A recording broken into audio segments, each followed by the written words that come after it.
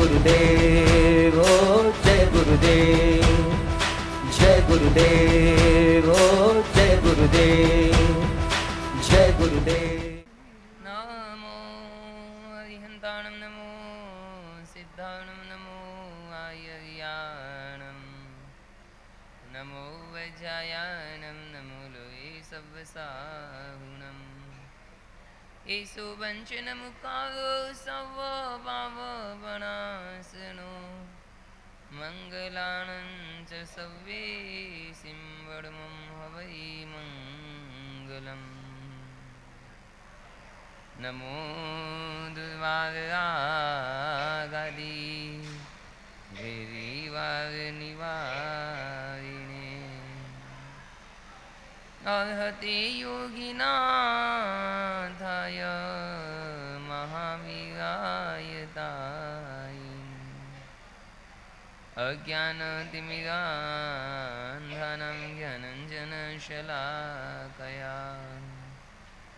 चक्षुर्मीलितं येन तस्मै श्रीगुरुवे नमः, तस्मै श्रीगुरुवे नमः। पिता माता भ्राता प्रिय सहचरी सूनुनिवः सुरत् स्वामी माध्य कैभटरथा स्वः परिकरः निमज्जन्तं जन्तुं नरककुहरे रक्षितुमलं गुरो धर्माधर्म प्रकटनपरात् कोऽपि न परः गुरो धर्माधर्म प्रकटनपरात् कोऽपि न परः।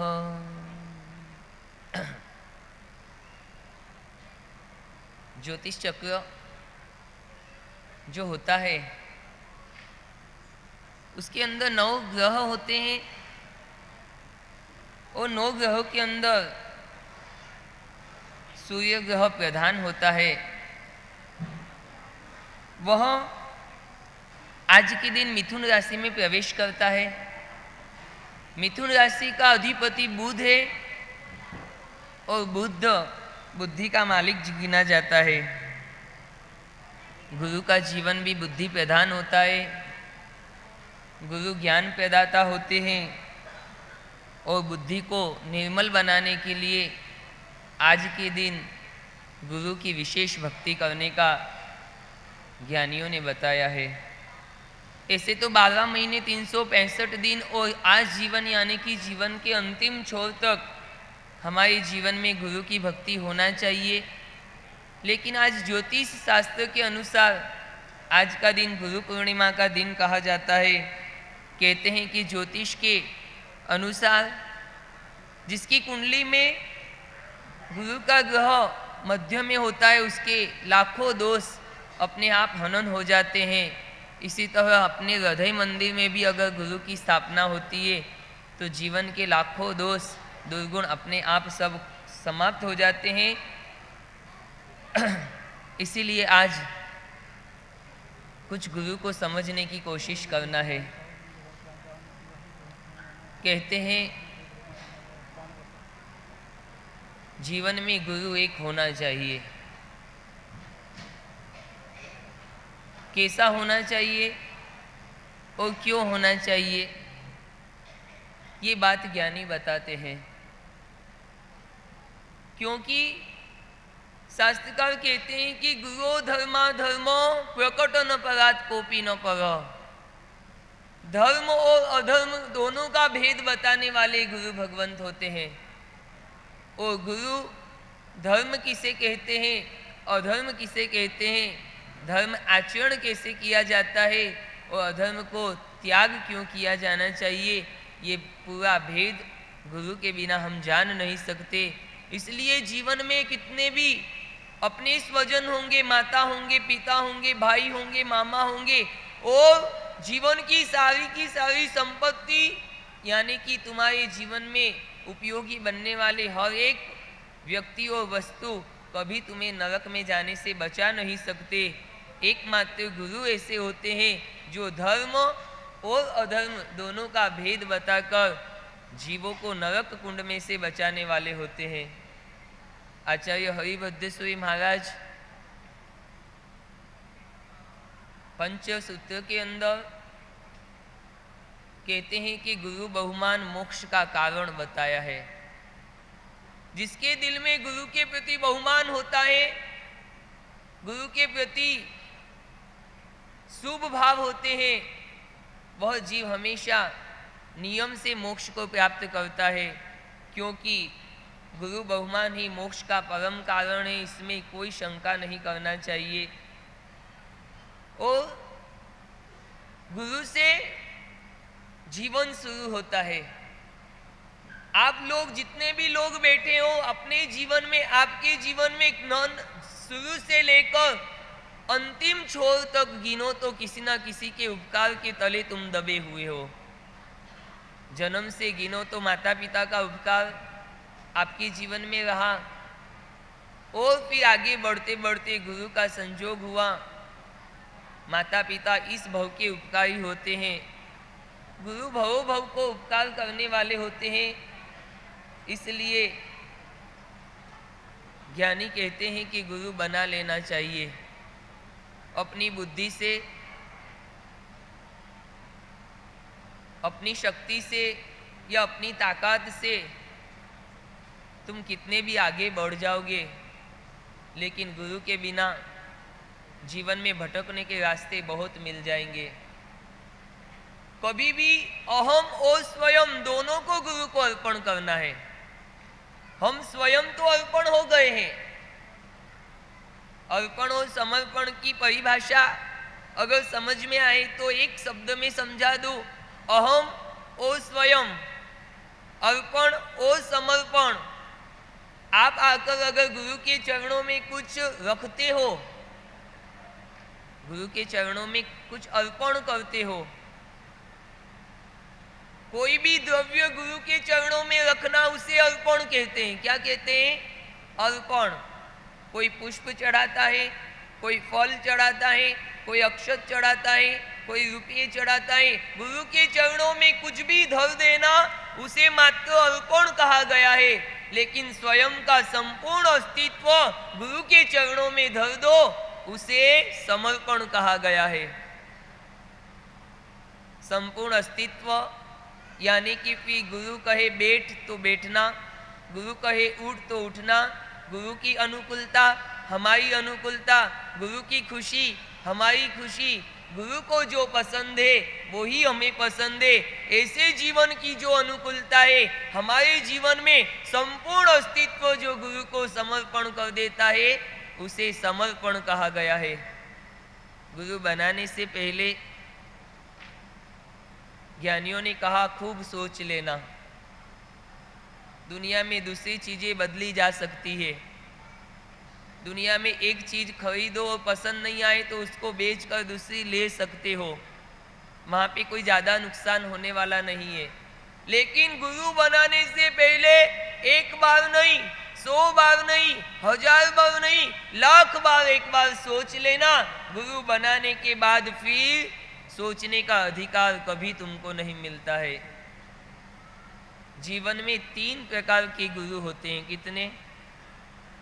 एक गुरु होते हैं जो लोहे की नाव जैसे होते हैं, एक गुरु जो होते हैं कागज की नाव जैसे होते हैं, और एक गुरु ऐसे होते हैं जो लकड़ी की नाव जैसे होते हैं। नाव में बैठना पसंद है ना?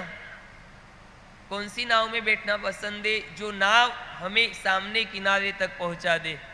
ऐसी नाव में बैठना पसंद है या तुम्हें डुबा दे, वो नाव में बैठना पसंद है? नाव में बैठना सबको पसंद है। जिसको उस किनारे पर पहुंचना है उसको नाव में बैठना ही पड़ेगा। और हमको भी ये भव समुद्र को पार करना है तो गुरु की नाव में बैठे बिना तुम कभी भी भव सागर को पार नहीं कर सकते। तो ज्ञानियों ने 3 प्रकार के गुरु बताए हैं। अब कौन सी नाव में बैठना वो आज तय कर लेना। एक होती है लोहे की नाव, एक होती है कागज की नाव और एक होती है लकड़े की नाव। लोहे की नाव स्वयं भी डूबती है और जो बैठता है उसको भी डुबा देती है। कागज की नाव जो स्वयं नहीं डूबती लेकिन जो बैठता है उसको डुबा देती है। लेकिन लकड़ी की नाव एक ऐसी होती है जो स्वयं भी नहीं डूबती, जो बैठता है उसे भी कभी नहीं डुबाती। ऐसे गुरु भगवंत जो स्वयं तीरते हैं और दूसरों को भी तिराने में समर्थ होते हैं, उसको ही अपने गुरु बनाना। और गुरु की व्याख्या शास्त्रकार भगवंतों ने बता ही दी है, तुम्हें सबको जो आती भी होगी। नवकार महामंत्र के बाद अगर आपके जीवन में आपने कोई दूसरा सूत्र अगर सीखा हो तो वो पंचेंद्रिय सीखा। पंचेंद्रियों के अंदर गुरु के गुणों का वर्णन है। ऐसे गुण जिसके अंदर आपको दिखते हो, दर्शन ज्ञान और चारित्र युक्त जिनका जीवन हो, उसी को अपना गुरु बनाना। बाकी जिसके जीवन में ये तीन गुण नहीं हो उसको अपने गुरु कभी मत बनाना, क्योंकि वो स्वयं भी डूबेंगे और शरण में आने वाले को भी डुबा देंगे। अहम और स्वयं दोनों को जिसके चरणों में समर्पित किया जाता है उसका नाम सद्गुरु कहा जाता है। और गुरु की प्रसन्नता तभी होती है जब हम अपना बलिदान दे देते हैं। बलिदान का मतलब अपनी इच्छाओं का बलिदान। जो शिष्य अपनी सभी इच्छाओं को गुरु के चरणों में अर्पण कर दे, उसकी के ऊपर गुरु हमेशा प्रसन्न होते हैं।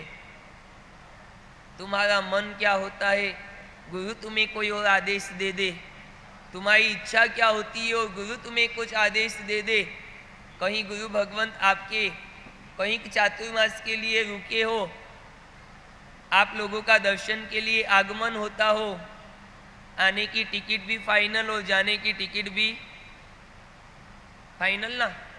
बाहर गाँव आते हो तब एक नियम होता है कि आने की भी टिकट और रिटर्न टिकट भी तुम साथ में लेके ही आते हो, बराबर। रतलाम वालों को ऐसा काम नहीं है। रतलाम वाले इस बार टिकट लेके नहीं आते हैं, वो टाइम लेके आते हैं। इतने टाइम पर पहुंचना है जयंत सेन धाम और इतने टाइम के बाद रिटर्न हो जाना है जयंत सेन धाम से, है ना। आपके पास टिकट नहीं है लेकिन टाइम लेके आप आए हो और टाइम के अनुसार आपको चलना भी है, क्योंकि जो समय की कीमत समझता है समय हमेशा उसकी कीमत करता है। ऐसे ही गुरु भगवान के पास आप जैसा कोई गुरु भक्त मिलने के लिए आया, गुरु भगवंत के दर्शन किए, वो कहता है बस गुरुदेव मुझे अब जाने की आज्ञा प्रदान करो। गुरुदेव ने कहा अब आए ही हो तो जाने का तो है ही, लेकिन मेरी इच्छा है कि बहुत दिनों के बाद आए हो तो एक दिन और रुक जाओ, क्या फर्क पड़ता है। गुरु का आदेश था ना, रुक भी जाता तो कोई ज्यादा नुकसान होने वाला नहीं था। लेकिन कहता है गुरु भगवान एक दिन की आप तो बात करते हो, 1 घंटा भी रुक सकूं ऐसी मेरी स्थिति नहीं है। मुझे तो अभी जाना ही पड़ेगा। मैं बहुत सारे काम छोड़कर घर से निकला हूं, बस आपके दर्शन के लिए आया था, दर्शन कर लिए, मुझे तो जाना है। गुरु भगवंत के फिर भी मैं कहता हूं तो एक बार सोच लो, अगर रुक जाओ तो अच्छी बात है। कभी भी गुरु आदेश देना, कभी शंका मत करना। हो सकता है गुरु की आज्ञा आपके हित के लिए भी हो सकती है। अगर उस समय टाल के गुरु की आज्ञा टाल के अगर जाने की जल्दी में चले भी गए, आगे जाके कुछ घटना घटे तो समझ लेना गुरु ने पहले से हमें सावधान किया था। अगर उस समय रुक जाते तो ये घटना शायद हमारे जीवन में नहीं घटती। अब वो माना नहीं, गुरु ने बहुत आदेश दिए लेकिन मुझे तो जाना ही पड़ेगा। गांव के बाहर बस स्टैंड था, जल्दी जल्दी सामान लिया, वहां से निकला, पैदल पैदल बस स्टैंड तक पहुंचा। जैसे ही बस स्टैंड के बाहर पहुंचा, गाड़ी सामने तैयार खड़ी थी और इधर देखा तो एक गधा भौंक गया। सोचता है अब जाने में गधा भोगता है तो अपशुकन गिना जाता है। ये अपशुकन हुआ, अब इस गाड़ी में तो मुझे नहीं जाना है, और दूसरी गाड़ी तो कल सुबह है, इसलिए आज जाने का तो संभव है ही नहीं। अब सोचता है नहीं जाना तो करूँ क्या, चलो ना वापिस गुरुदेव के पास चला जाता हूँ, आज का दिन गुरु के पास रुक जाऊंगा, कल सुबह वापिस चला जाऊंगा। अब सुकन हुआ तो जाना तो संभव नहीं था।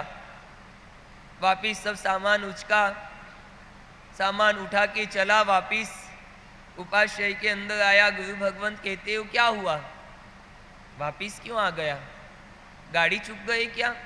नहीं। मैंने कहा इसीलिए वापिस आ गए? नहीं। क्या इच्छा नहीं है जाने की? कि नहीं, ऐसा कुछ भी नहीं, न तो आपके कहने से वापिस आया हूँ, न तो कोई गाड़ी चुका हूँ, न कोई मेरी इच्छा बदली है। बस स्टैंड पर पहुंचा था, गाड़ी में बैठने ही वाला था, वो इतने में गधा भोंक गया। अब सुकन समझकर मैं वापिस आ गया। सोचा है आपने कहा तो एक दिन आपके पास रुक जाऊं। गुरु भगवंत कहते हैं रुको, कोई तकलीफ नहीं। क्या कहते हैं? रुक जाओ कोई बात नहीं, लेकिन आज के दिन रुकने से अब तुम्हारा भला होने वाला नहीं है। क्यों गुरु भगवंत, आपने तो कहा एक दिन रुक जाओ। गुरु कहते हैं तू मेरे कहने से नहीं रुका है, तू गधे के कहने से रुका है। गधे की बात मानता है वो, गुरु की बात नहीं मानता है। बोलो कैसे भला होगा। इसीलिए ज्ञानी कहते हैं अहम और स्वयं दोनों को गुरु के चरणों में अर्पण कर दो। जो अहम होता है वो ही हमें बार बार आज्ञा पालन के लिए रोकता है। जो अहम हमारे अंदर होता है वो कभी भी हमें गुरु आदेश को स्वीकारने में तैयार नहीं होने देता है। जिन शासन में तो कितना जबरदस्त अनुशासन है, शायद तो आपके संसार में होगा कि नहीं होगा ये भी हमें पता नहीं। आपके लड़के तो मन चाहे तब घर से निकल सकते हैं, मन चाहे तब घर में प्रवेश कर सकते हैं, मन चाहे वहां घूमने जा सकते हैं, लेकिन परमात्मा के शासन में एक इतना सुंदर अनुशासन परमात्मा ने बताया। जिस दिन जब व्यक्ति दीक्षा लेता है, किसी गुरु का शिष्य बनता है, उस दिन से उसकी इच्छाओं का अंत यानी कि इच्छा धर्म समाप्त होता है। उसी के जीवन में उसी दिन से आज्ञा पालन का धर्म शुरू होता है। बाहर जाना हो तो भी गुरु से पूछना, बाहर जाके वापिस आए तो भी गुरु से पूछना, कोई भी काम करो तो गुरु से पूछना, कोई भी बात हो तो गुरु से कहना। गुरु से बिना पूछे कोई काम नहीं करने का परमात्मा ने आदेश दिया हुआ है। ऐसा अद्भुत समर्पण इस जिन शासन में देखने को मिलता है। शिष्य गुरु के आदेश से मासिक श्रवण शुरू करता है। 5 उपवास होते हैं, 10 उपवास हो गए, 15 भी हो गए, 20 भी हो गए, 25 भी हो गए, 26वां उपवास हुआ। 27वें दिन शिष्य गुरु भगवंत के पास आता है। अब कितने उपवास बचे हैं?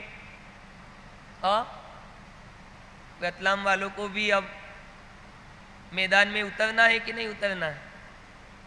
मैदान में उतरना तुमको है, आगे की सब बाजी गुरुदेव संभाल लेंगे, लेकिन उतरना तो तुमको पड़ेगा ना।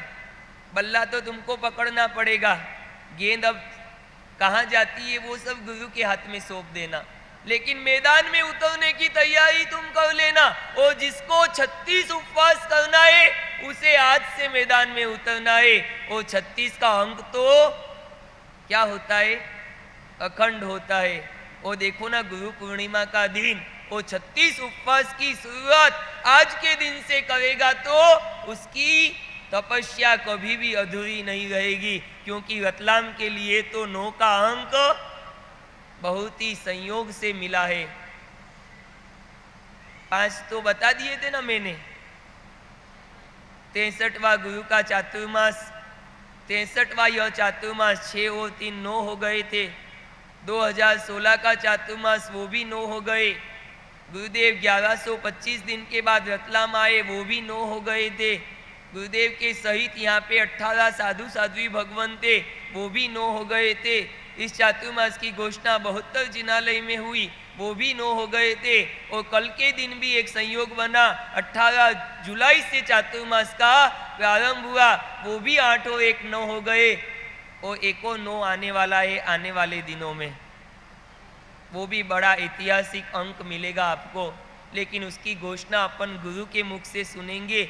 ऐसे अखंडता के योग जहां बनते हैं वहां पे भी कोई साधना कभी भी खंडित नहीं होती है। 26 उपवास हो गए, अब कितने बचे हैं? 4 दिन बचे हैं। 27वें दिन शिष्य गुरु के पास आया है, गुरु भगवान उपवास का पचकाण दीजिए। गुरु भगवंत ने कहा आज नौकासी करना है आपको। क्या करना है? नौकासी करना है। अब विकल्प खड़ा हो जाएगा। अब 4 दिन बचे हैं, 26 दिन तो मैंने पूरे कर लिए, अब 4 दिन के लिए मेरा मासिक श्रवण पूरा नहीं होगा। अब बोलो मासिक श्रवण आवश्यक है या गुरु की आज्ञा आवश्यक है? क्या मानोगे आप लोग? मासिक श्रवण करे उसका फल ज्यादा है या गुरु की आज्ञा का अनादर करे उसका दोष ज्यादा है? धर्म संकट है क्या? मासिक श्रवण करूं कि गुरु की आज्ञा का पालन करूं? बोलो क्या करना चाहिए?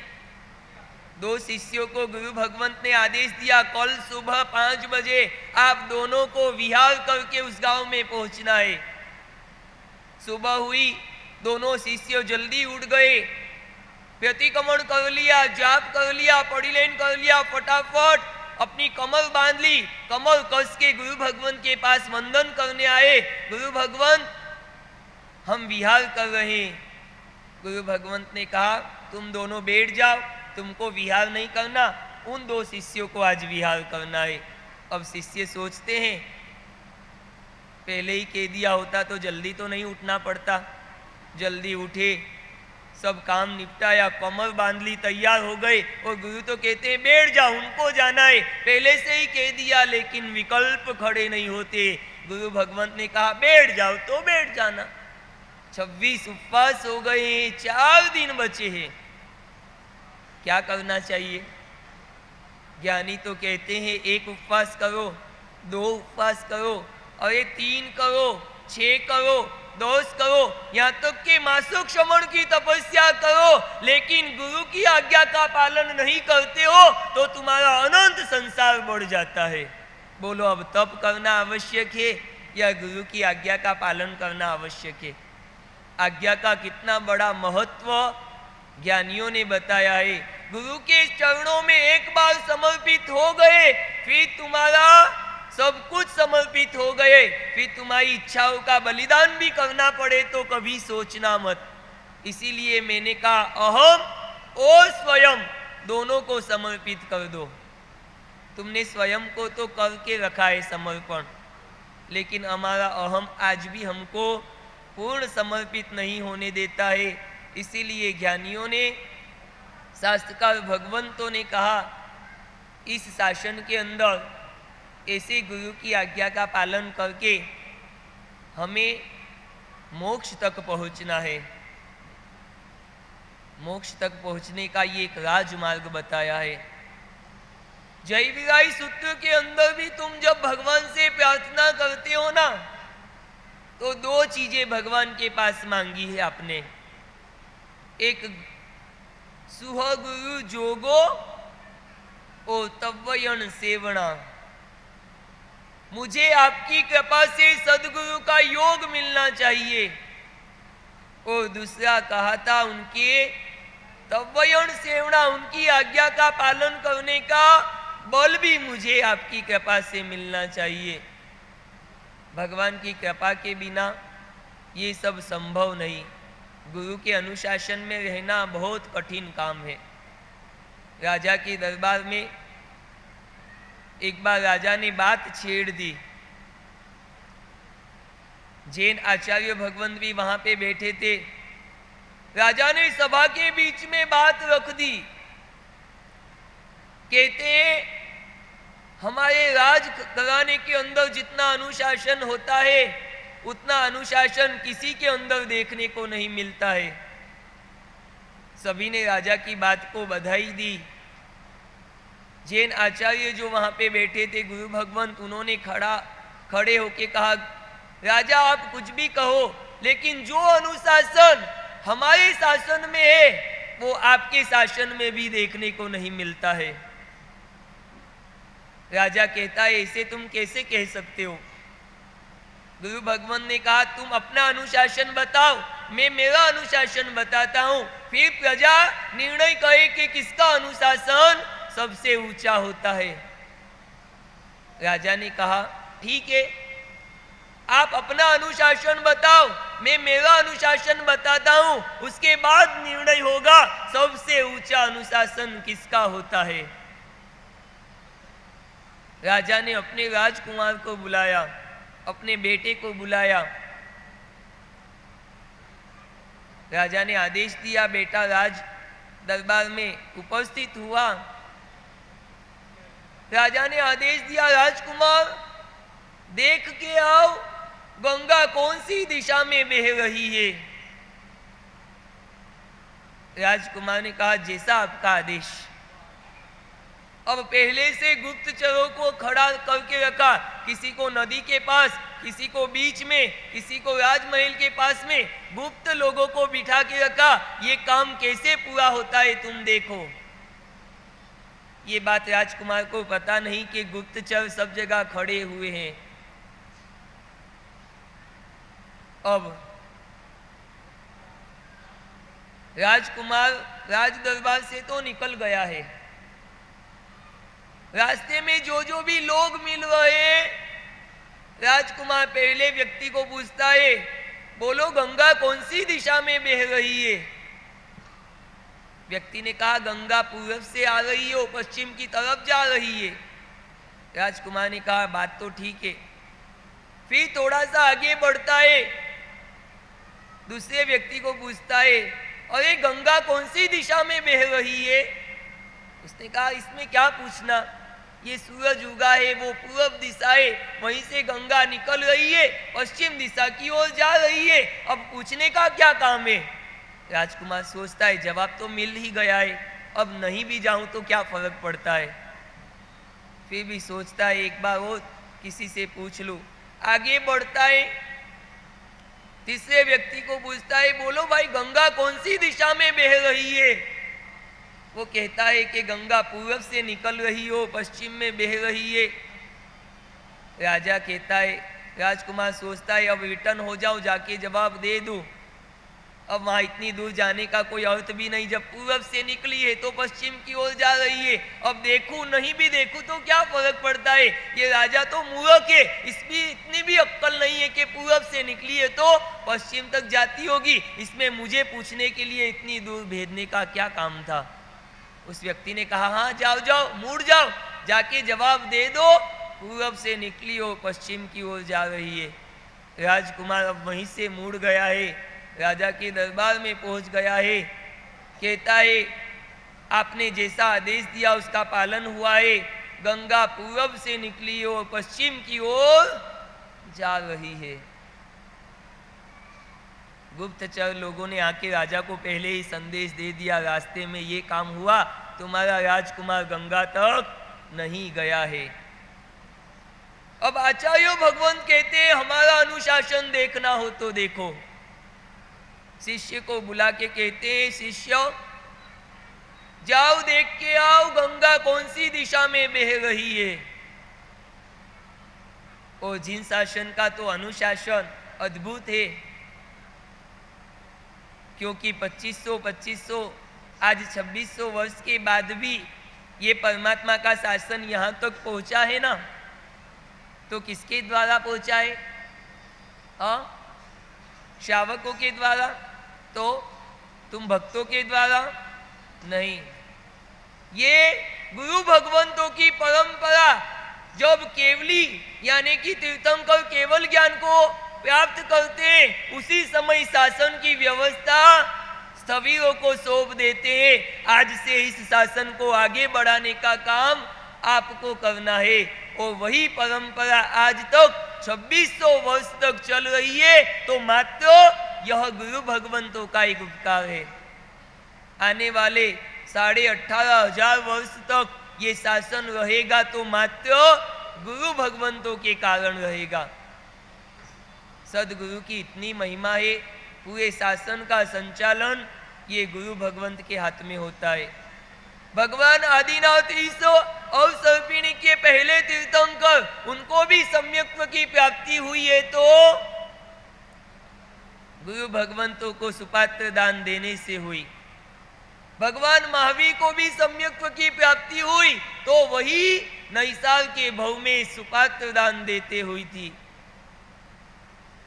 और तो बहुत सारे ऐसे दृष्टांत हमारे सामने है।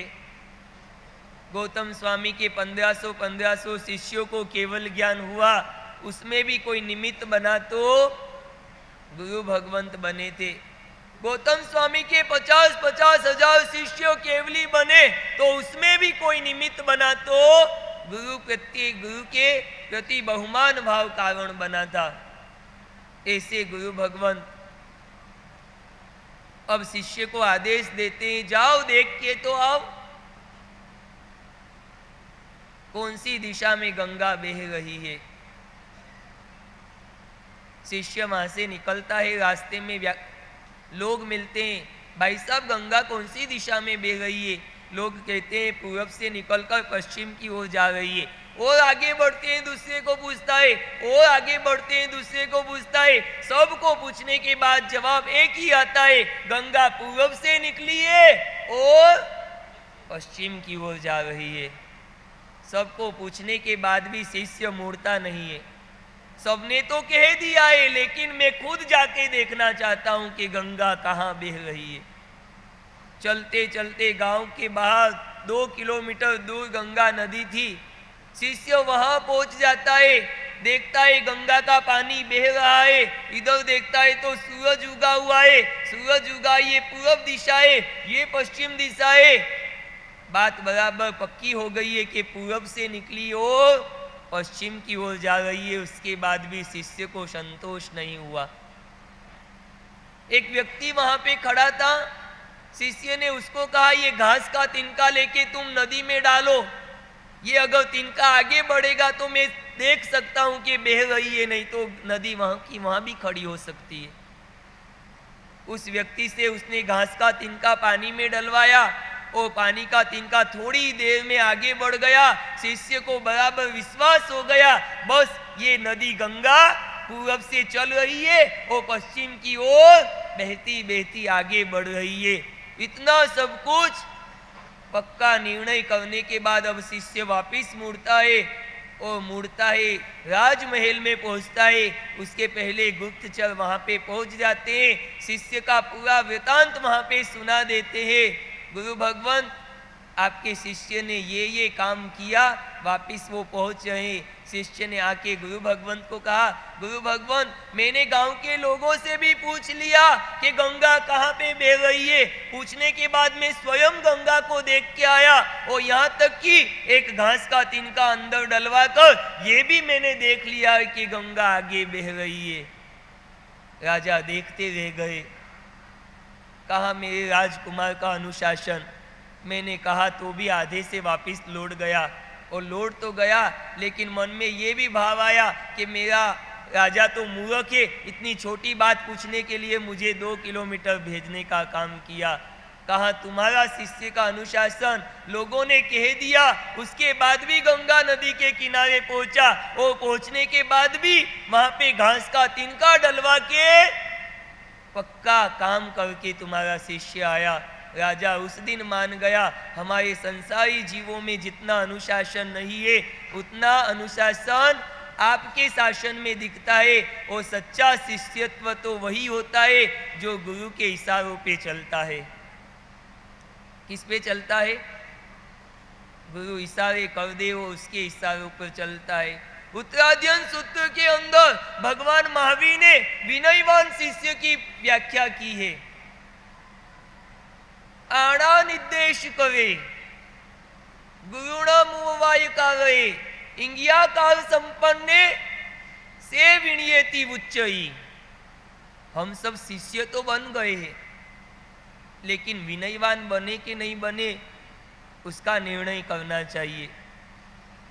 गुरु भगवान कह दे मैं यहां से उठूं तो किसी को उठना नहीं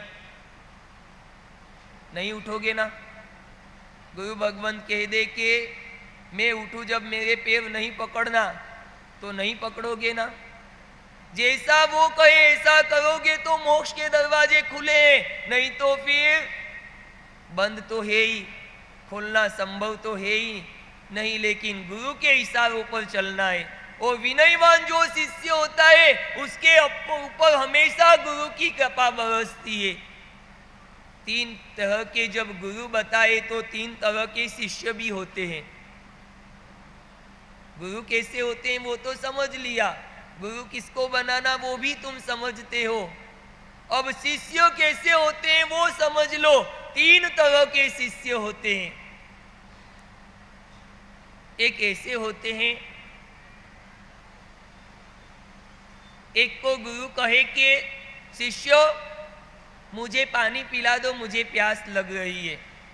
शिष्य खड़ा होता है, पात्र में पानी लेता है और गुरु भगवंत को पानी पिलाता है। दूसरे शिष्य ऐसे होते हैं, गुरु का चेहरा देखते हैं, लगते हैं गुरु के होठ सूख गए हैं, इसलिए खड़ा होकर पानी भरता है। गुरु भगवान आपके होठ देखकर लग रहा है कि आपको प्यास लगी है। और तीसरे शिष्य ऐसे होते हैं, गुरु कुछ भी नहीं कहे तो भी समझ जाते हैं गुरु को प्यास लगी है, सीधा उठता है और गुरु को पानी बपरा देता है।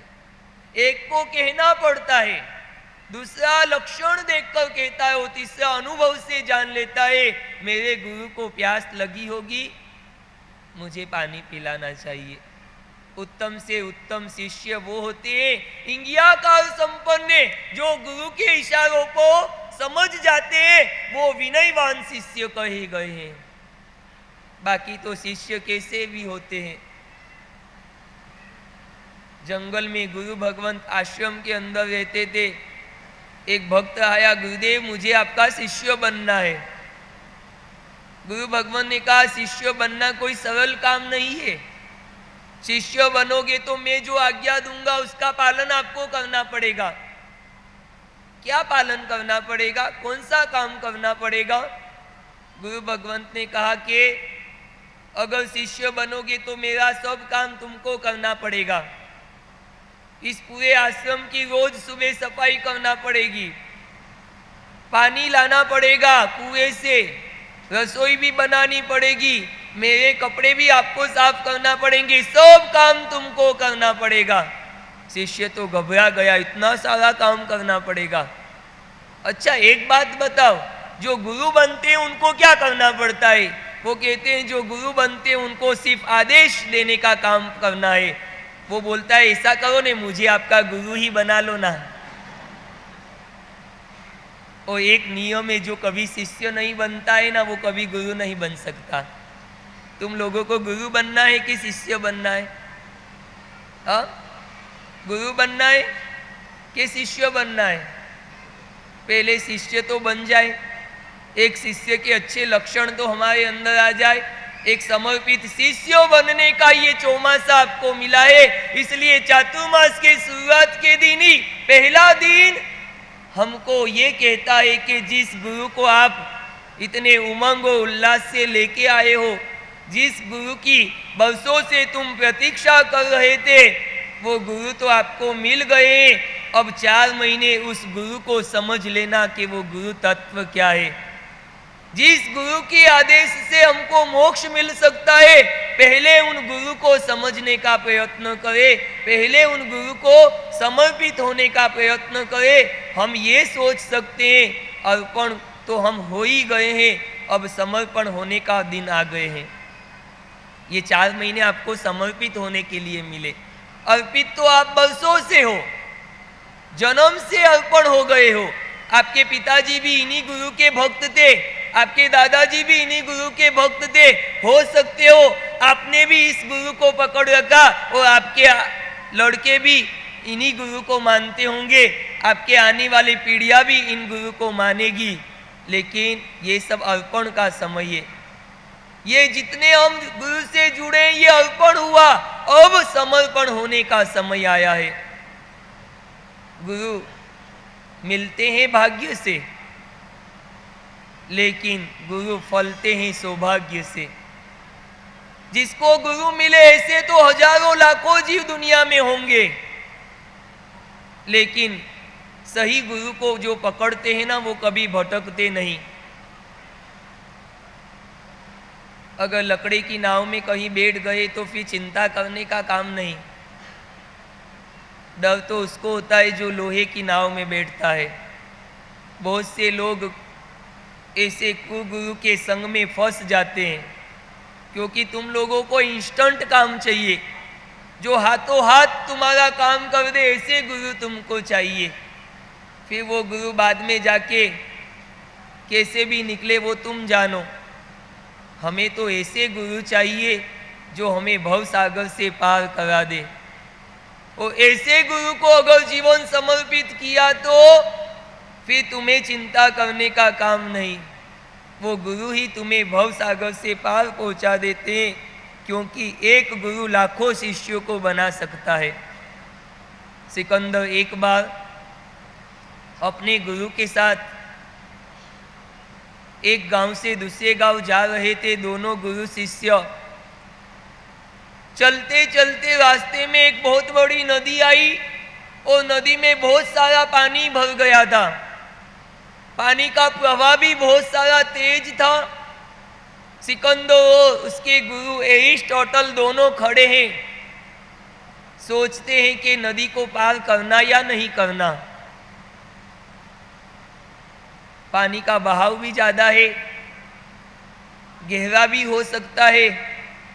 अगर ज्यादा प्रवाह होगा तो हम बह के भी आगे चले जा सकते हैं। गुरु ने सिकंदर को आदेश दिया, तुम यहाँ खड़े रहो, पहले पानी में मैं जाता हूँ।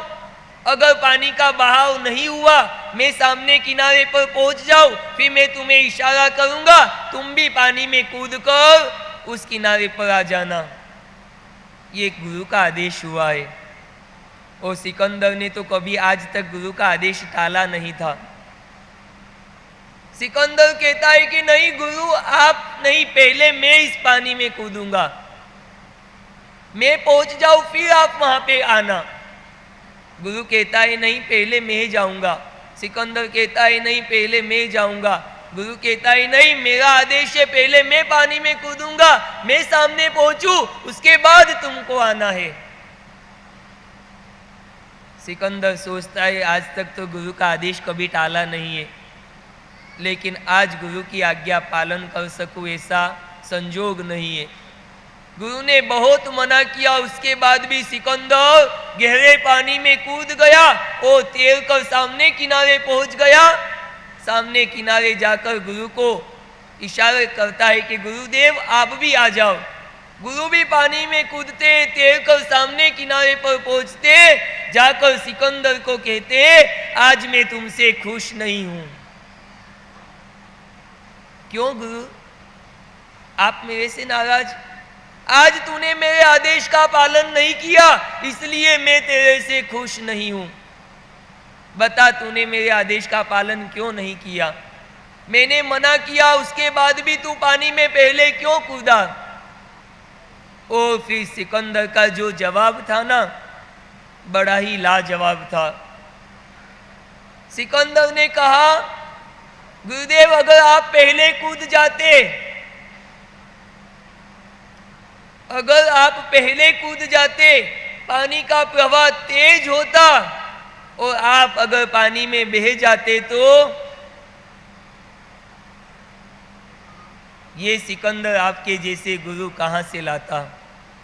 मैं अगर पहले कूद गया, अगर मैं पानी में बह भी जाता तो आप मेरे जैसे लाखों सिकंदर खड़े कर देते, लेकिन अगर आप पानी में बह जाते तो मेरा जैसा सिकंदर आपके जैसे गुरु को फिर कहाँ ढूंढता। इसीलिए गुरुदेव मुझे क्षमा कर दो, मुझे माफ कर दो, आज मैं आपकी आज्ञा का पालन नहीं कर पाया हूं। संजोग कभी ऐसे भी आते हैं। ऐसी भी एक अद्भुत घटना इस रतलाम के शहर में घटी थी।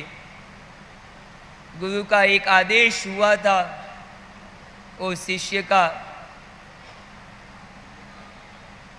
जो पालन, शिष्य ने जो अनुशासन बताया था, वो घटनाएं आज भी इतिहास बनकर रह गई है। वो घटना तो हमारे जीवन में भी कभी घट सकती है। आचार्य भगवंत यतीन्द्र सुरेश्वर जी महाराज साहब बागरा के अंदर विराजमान थे, जिन्होंने रतलाम में 7 चातुर्मास किए। अभिधान राजेंद्र कोश जैसा एक अद्भुत ग्रंथ रचा। वो घटना गुरुदेव स्वयं आपको बताएंगे, लेकिन आज सुबह भक्तांबर में मैंने एक प्रसंग छोड़ा, वो मैं आपको बता दूं क्या? जिन शासन के राजा पधार रहे हैं, जयंत सेन सुरेश्वर पधार रहे हैं। पचखान किसी को दूसरा उपवास कल एक लिया था, आज दूसरा लेना हो तो, या आज से ही उपवास शुरू करना हो तो उपवास से बचखान सबसे पहले उपवास वाले बचखान लेंगे। शुरू हो गए। अब जय दिन में मात्रा का माना पोषण सामने कारण ऐसा मन सावन वाले डर मन से लेवन वाले छुन लेवन वाले संसिद्धे नवा बहुत सुरे आमिल एकासना ओके सुरे पोर्षिम साल पोर्षिम मुंडे में मात्रा कारण आमिलम बच्चों संसार टैन मुखी तब मखेणम आशगालम सदमान से लेवन वाले छुन लेवन वाले संसिद्धे नवा बहुत सुरे। और कल जिसका तेला जिन्होंने शुरू किया है, कल आज और परसों का आने वाले कल आज और गतकाल 3 दिन का तेले का नाम है ना भाई। पहला तेला किनका है? पहले दिन तेला किनका है? किनके चल? हाँ, करोड़ वाले, करोड़ वालों का पहला तेला चल रहा है। ये दूसरा सब तेला, सामायिक में यही मंच पे ही है। और दूसरा तेला किनका है? दूसरा तेला है साहब श्रीमती सुनीता राकेश जी मेहता। परसों से शुरू होगा दूसरा तेला। जो भी तेला वाले तैयार रहें। चलो सुनिए। सर जी 18 आ गए अपने पास। हाँ, आने दो आने दो। गुरु रस्तु दीपवत मार्गदर्शक। सुन लीजिए, गुरु जगत में क्या है? गुरु दीपक के समान मार्गदर्शक है। अंधेरे में दीपक की एक किरण, एक रोशनी हमारा रास्ता साफ करती है, हमें रास्ता दिखाती है। वैसे ही गुरु हमारे जीवन के अंदर हमें रास्ता दिखाते हैं और हमारे जीवन को सर्व प्रकार से समृद्ध बनाने का काम करते हैं। गुरु कुम्हार की तरह ऊपर से पीटते हैं और भीतर से हाथ रखते हैं। कुम्हार मटका बनाता है तो ऊपर से लगा जोर से टिपता है, लेकिन अंदर हाथ रख कर के और फिर उस मटके की सुरक्षा भी करता है। गुरु भी हमें कड़क होकर कहते हैं कभी, तो ये कड़काई के पीछे भी हमारे अपने कल्याण का भाव गुरु के दिल में होता है। जो सच्चा शिष्य होता है, जो सच्चा गुरु का पुजारी होता है, वो गुरु की कड़क शब्दों को भी जीवन के अंदर अपने लिए अपना कल्याणकारी ये शब्द ऐसा मान के जो चलता है, वही गुरु कृपा का अधिकारी और सहभागी बन सकता है। गुरु कभी भी हमारे लिए दुश्मन नहीं किंतु मित्र हैं। हमें कभी कुछ भी कह दें गुरु, तो हम अपने आप में अपने को इतना महान न समझें कि हमको कह दिया तो अब मैं ऐसा क्यों सुनूं। गुरु मुझे खूब कहें और गुरु मेरे जीवन का निर्माण करें, गुरु मेरे मार्गदर्शक बनकर मेरे मार्ग को प्रशस्त करें। यह हमेशा गुरु पूर्णिमा के दिन बैठ कर के गुरु की केवल मात्र आराधना, साधना, उपासना करने का आज का दिन लोगों के लिए है। गुरु का आशीर्वाद मिले, और गुरु का आशीर्वाद मिलेगा तो निश्चित आदमी गुरु की कृपा से अपने जीवन के अंदर आगे बढ़ जाएगा। मैं चाहूँ वो मुझे गुरु करने दें, ऐसी भावना अगर शिष्य में आई तो निश्चित है वो गुरु की कृपा का पात्र नहीं बन सकता। गुरु मुझे जैसा आदेश देंगे वैसा मुझे करना है, यह भावना दिल के अंदर रखी तो निश्चित गुरु कृपा का पात्र वो बन जाएगा। और पात्र बन गया तो पात्र बनने के बाद में कोई कमी नहीं रहती है। दुनिया में योग्य, पात्र मतलब योग्य, अपने में योग्यता, पात्रता आनी जरूरी है। गुरु कृपा को प्राप्त करने की पात्रता आ जाए तो हम अपने जीवन में गुरु की कृपा से हर काम को सहज में कर सकते हैं। गुरु की कृपा हमारे ऊपर बनी रहे, ऐसी भावना दिल के अंदर रहे। कभी गुरु ने गर्म होके कह दिया, गुरु ने कुछ कह दिया, हमें कभी बुरा भी लग गया तो भी हमारे दिल में से गुरु नहीं जाएंगे, गुरु हमारे दिल में कायम रहेंगे। गुरु के शब्दों ने हमको कभी मान लो हमारे मार्ग से हमको चलित कर दिया तो भी हम हमारी गुरु भक्ति से कभी भी चलित नहीं हो सकेंगे। चाहे कैसी भी परिस्थिति हो जाए, हम गुरु की कृपा प्राप्त करने का अपने आप में स्वयं बल, संबल प्राप्त करें। बहुत से लोग जीवन के अंदर गुरु के गुरु बनने की कोशिश करते हैं। वो समझते हैं कि मैं गुरु से भी मैं बड़ा हूँ, महान हूँ, लेकिन गुरु से महान बनने के पहले शिष्य बनना पड़ता है। जो अच्छा शिष्य बनता है वो अच्छा गुरु बन सकता है। जो अच्छा शिष्य नहीं बन पाया वो जीवन में कभी अच्छा गुरु भी नहीं बन सकता है। गुरु अच्छा बनना है तो अच्छा शिष्य बनने की कोशिश करें। अच्छा शिष्य बनना है तो फिर गुरु की कैसी भी मेरे लिए उपालम वाली बात होगी तो भी उपालम को भी मैं मेरे लिए सुखद और सुंदर मेरा सहारा समझकर गुरु का उपालम स्वीकार करूँगा। ये भावना जब दिल के अंदर आती है तो ये भावना व्यक्ति को अपने जीवन में हमेशा आगे ले जाती है। जो अपने जीवन के अंदर गुरु को गुरु समझे बिना, गुरु पूछे, गुरु कहें और गुरु के सामने ही वो अपनी समझ को बता दे कि मेरी इतनी समझ है। गुरु के सामने शिष्य की समझ बहुत सी बार शिष्य की अपनी स्वयं की कमी और कमजोरी का स्वरूप प्रकट करती थी। एक गांव के अंदर एक गुरु और एक शिष्य दो गए थे। गुरु महाराज गांव में आए तो भक्तों ने भावना, भाई भात पानी का लाभ दीजिएगा।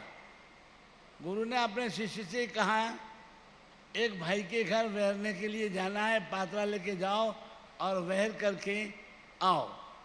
शिष्य चला जाता है। जाता है तो वो भक्त, उसने घर पर गुलाब जामुन बनाए थे तो गुरु महाराज के पात्र में उसने 16 गुलाब जामुन रख दिए। अब वो शिष्य लेकर के चला आ रहा था। विचार किया कि 16 है तो 16 तो गुरु महाराज खाएंगे नहीं, 8 तो मेरे को देंगे ही के। तो उसने रास्ते में कोने में एक तरफ जाकर के 8 गुलाब जामुन खा लिए, अपने हिस्से के 8 गुलाब जामुन खा लिए और चल पड़ा वहाँ पर। फिर विचार किया कि आगे जाऊँगा और फिर गुरु को देखेंगे कि 8 हैं गुलाब जामुन, तो गुरु 8 नहीं खाएंगे, 4 मुझे देने वाले हैं। तो उसने 4 गुलाब जामुन एक तरफ जाकर फिर खा लिए। अब फिर वो आगे बढ़ा और फिर 4 गुलाब जामुन बच गए। विचार किया गुरु महाराज तो 2 मुझे देने वाले हैं, तो 2 गुलाब जामुन और खा लिए। अब 2 गुरु महाराज के लिए रखे। फिर विचार किया कि ये 2 गुलाब जामुन गुरु महाराज थोड़ी खाएंगे, एक तो मुझे देने वाले हैं। तो गुरु महाराज के लिए एक रखा और बाकी 1 गुलाब जामुन वो फिर खा गया। और धर्मशाला में पहुंच गए। गुरु महाराज के पास जाकर पात्रा रख दिया। गुरु महाराज ने पूछा क्यों? 1 गुलाब जामुन ले रहा है उसने। तो सत्य बोलना था, सत्य बोला गुरुदेव कि एक तो नहीं 16 बेराए थे। तो फिर क्या हुआ, रास्ते में मैंने सोचा कि गुरु महाराज आधे मुझे देंगे, तो आधे मैंने खा लिए। फिर विचार आया आधे मुझे देंगे, आधे फिर मैंने खा लिए। फिर विचार आया आधे मुझे देंगे, आधे फिर मैंने खा लिए।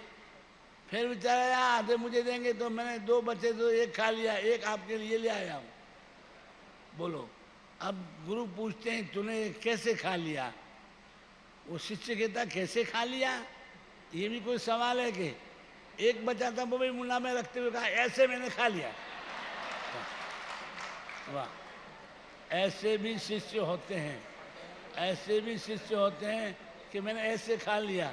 तो गुरु महाराज कहने लगे वास्तव में तूने अपने जीवन के अंदर विकास के मार्ग को अभी तूने खोला नहीं है, तो विकास के मार्ग पर चला नहीं है, विकास के मार्ग पर अभी तू चल नहीं सकता है।